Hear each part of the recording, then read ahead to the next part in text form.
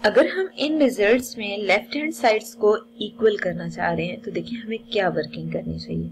Left hand sides तब equal हो सकती हैं जब राइट हैंड साइड्स इक्वल हों, ठीक है। तो बेसिकली देखिए दोनों में प्रॉब्लम ये है कि एक रिजल्ट आपको मिल रहा है, मैं यहाँ पे बेसिकली रफ में लिखना चाह रही हूँ। एक रिजल्ट आपको मिला है A E by E D, A E by E B is equal to triangle A E D का एरिया और ट्राइंगल ई बी सी का एरिया मौजूद है, ठीक है। तो मतलब इन दोनों रिजल्ट्स को इक्वल करने के लिए ना जो न्यूमरेटर्स हैं वो तो ऑलरेडी इक्वल हैं, जैसे आप यहाँ पे देख सकते हैं ए ई डी मौजूद है, और अगर आप प्रीवियस स्लाइड में देखें तो यहाँ पे भी ए ई डी ही मौजूद है, ठीक है। अगर किसी मेथड से इनके डिनोमिनेटर्स को भी इक्वल कर लिया जाए ना तो इसका मतलब ये है कि हम ये थ्योरम प्रूव कर सकते हैं।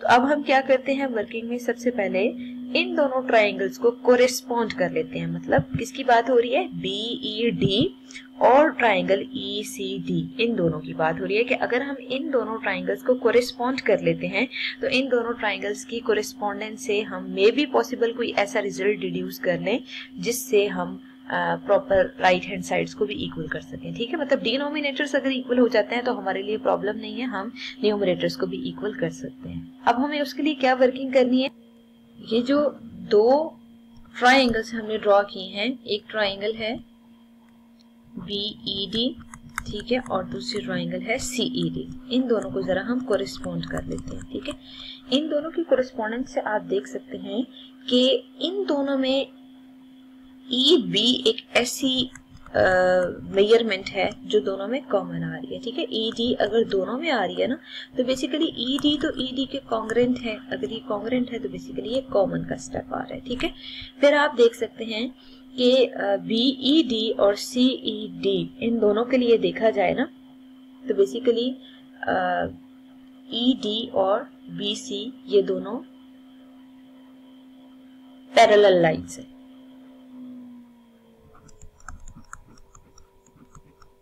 ठीक है। और जो पैरेलल लाइंस होती है ना उनके दरमियान जो हाइट होती है वो सेम होती है, ठीक है।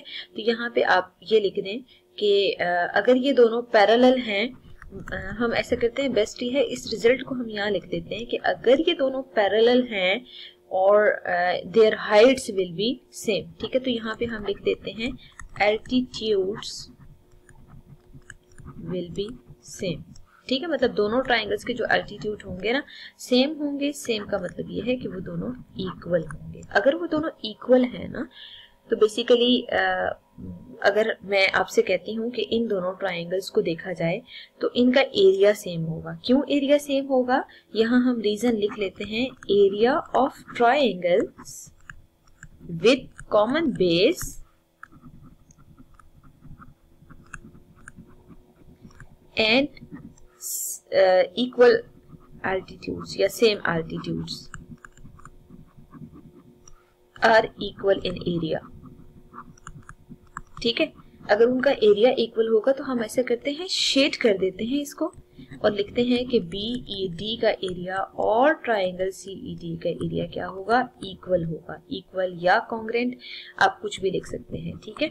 अगर ये दोनों इक्वल होंगे तो देखिए हमारा प्रॉब्लम सॉल्व हो गया कि इन दोनों का एरिया इक्वल है। अगर इन दोनों का एरिया इक्वल है तो बेसिकली जो प्रीवियस हमने जो दो रिजल्ट्स देखे थे उसमें एक के डिनोमिनेटर में ई सी डी आ रहा है, दूसरे में बी ई डी आ रहा है, तो ई सी डी और बी ई डी तो वैसे इक्वल हो गए। अगर ये दोनों एरियाज इक्वल हो गए तो हम यहाँ लिख सकते हैं फ्रॉम 1 and 2। फ्रॉम 1 and 2 का मतलब है वो जो 1 और 2 दो रिजल्ट्स आपने लिखे हैं उनके लेफ्ट हैंड साइड अगर इक्वल है तो राइट हैंड साइड को इक्वल करें। तो राइट हैंड साइड क्या आ रही है, A E by E D, A D by C D, ठीक है।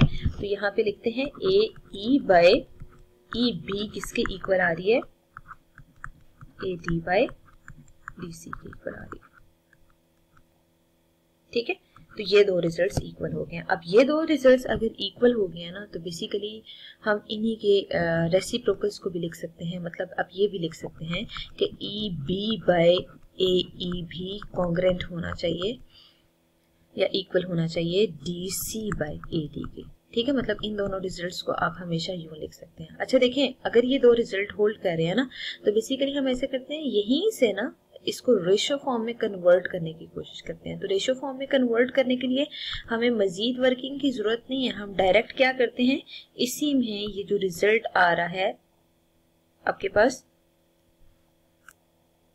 हमें पता है कि ratio and proportion are basically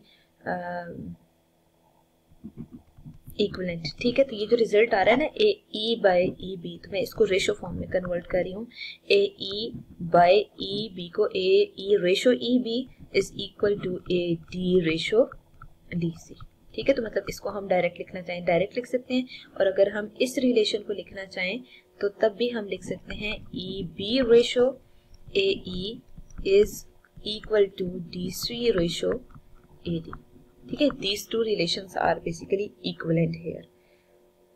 अब अगर पूरे थ्योरम को समराइज किया जाए, क्योंकि ये लेंथी जरूर है but it is not difficult, अगर आप इसको एज अ हिंट याद रखें ना, तो पूरे थ्योरम में हमने क्या करना है, बेसिकली एरिया का कॉन्सेप्ट यूज करना है, ठीक है। तो मतलब एक ट्राइंगल जो ऊपर बन रही है, मतलब इस ट्राइंगल की बात हो रही है AED, आपने इस AED के एरिया को दोनों ट्राइंगल्स जो नीचे आ रही हैं, जो रेड कलर और ब्लू कलर में मैंने मार्क किए हैं, उन दोनों के एरिया से डिवाइड करना है, ठीक है। जब उन दोनों के एरिया से डिवाइड करेंगे ना, तो रिजल्ट में आप देख सकते हैं कि जो उनकी राइट हैंड साइड्स आ रही हैं वो इक्वल तब होंगी जब लेफ्ट हैंड साइड इक्वल होंगी, और लेफ्ट हैंड साइड्स को इक्वल करने के लिए प्रॉपर आपने रिजल्ट यूज किया है कि जब दो लाइंस पैरेलल हो, उन पैरेलल लाइंस के दरमियान जो दो ट्राइंगल्स बनी होंगी या मल्टीपल ट्राइंगल्स जो एग्जिस्ट करती हैं, उनमें हमेशा हाइट सेम होगी। अगर हाइट सेम है तो बेसिकली उनके एरिया का आंसर सेम आएगा। अगर एरिया का आंसर सेम आ रहा है तो जो दोनों